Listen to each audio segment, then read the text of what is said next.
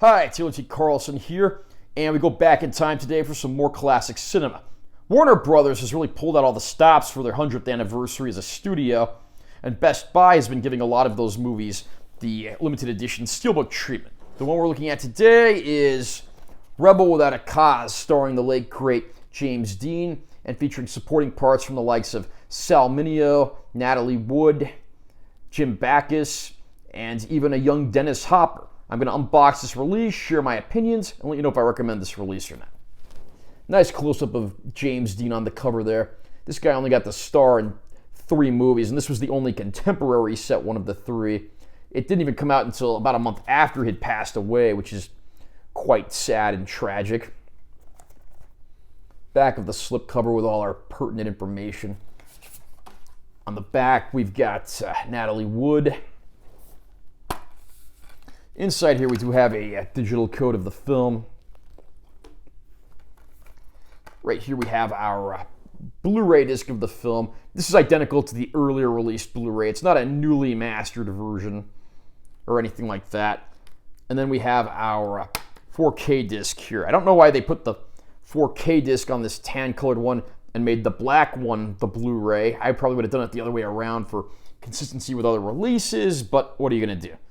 And then back here, of course, we have another shot of James Dean's character, this time in a shirt and tie. And I am going to read the description of the film as follows from the backing card.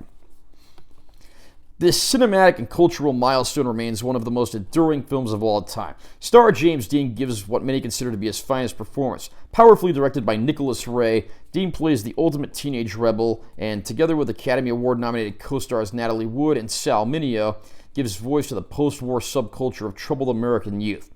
His unforgettable performance is the highlight of a film that was a landmark achievement, included in the Library of Congress's National Film Registry and on AFI's 1998 list of the top 100 greatest American movies of all time. Movies dealing with troubled youths and juvenile delinquency are absolutely nothing new. Even way back in 1955 when this came out, they weren't exactly a new genre. But Rebel Without a Cause did something a little differently.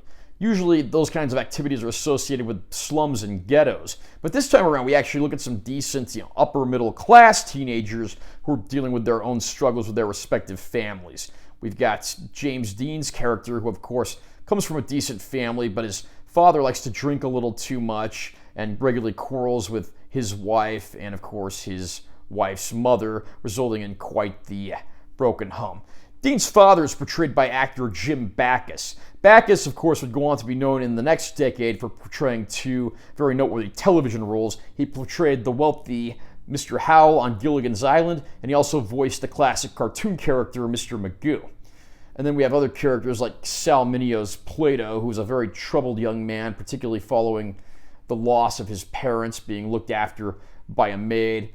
And then Natalie Wood's Judy, who doesn't get affection from anyone, and of course, lashes out at the world because of it.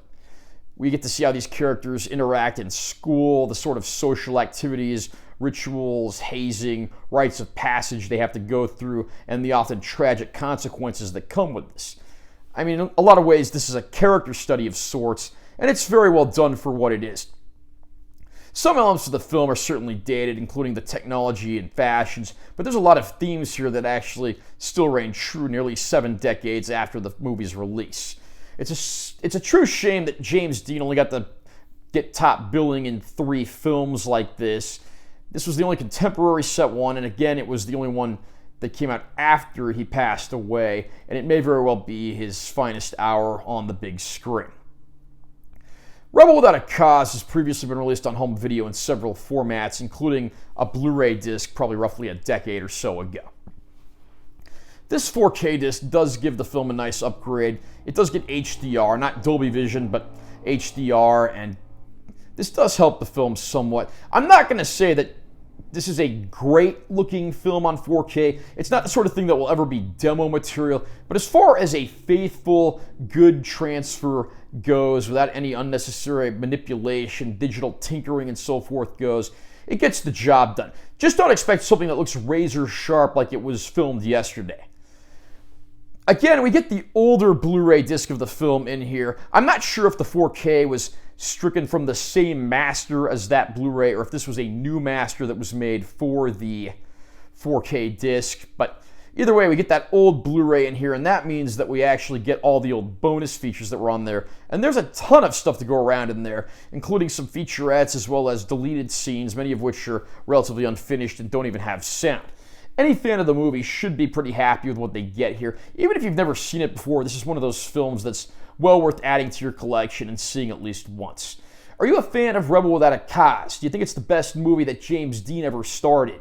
Comment down below and let me know what you think. Also, remember to subscribe to this channel for more content. I'm always posting new videos, and be sure you give this one a like if you found it helpful. I'm Taylor T. Carlson. See you next time.